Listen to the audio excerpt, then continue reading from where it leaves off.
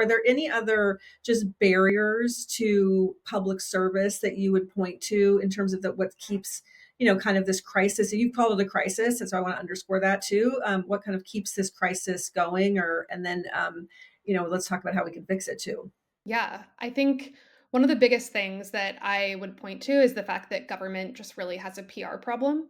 Yeah. Unlike the private sector and really even the military, state and local governments, government writ large, doesn't really think about its brand and doesn't think about recruitment like a chief marketing officer would. So, in general, public servants have been branded as bureaucratic and boring and broken.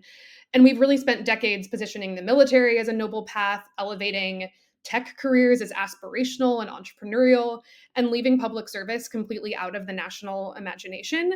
And I don't just mean we need to have a big marketing campaign to talk about how great public service is, though that is something that should happen, but it manifests in little ways. State and local governments don't really think about job narratives in a compelling way and often post job descriptions that use jargon and numbers and are coded and difficult to understand, which is a barrier for folks who are maybe curious in government work, but not curious enough to sift through a confusing job narrative. They don't advertise open roles in the way that other sectors do, and where governments have actually done advertising campaigns for open roles, it's been really successful, but it's not common. I think in general, marketing and communications is scary in government because it's sometimes hard to measure the return on investment for marketing dollars spent. And because you're managing taxpayer dollars and scrutiny is so high on everything that you do in government, there's a real reticence to invest in brand, but it's so incredibly important. And I think we are in a very delicate moment for public service, to say the least. And a big part of that is kind of the culmination of a lack of investment in really branding and marketing the meaning making of government roles.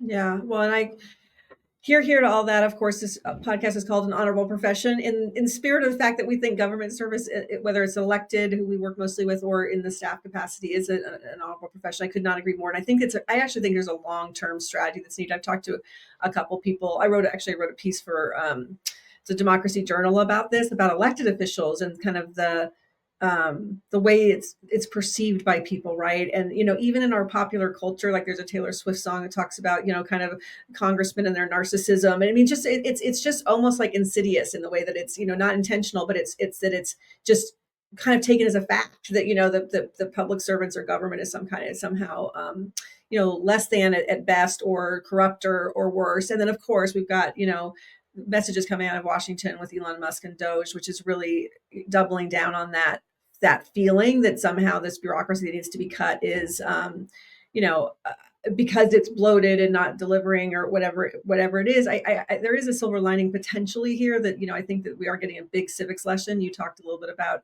some of the functions that cities perform that I think most people want to have performed, like your 911 calls being answered. And I think some of what's happening with Doge is shining a spotlight on the different critical role the government plays, in everything from nuclear inspectors to FAA controllers, across the board.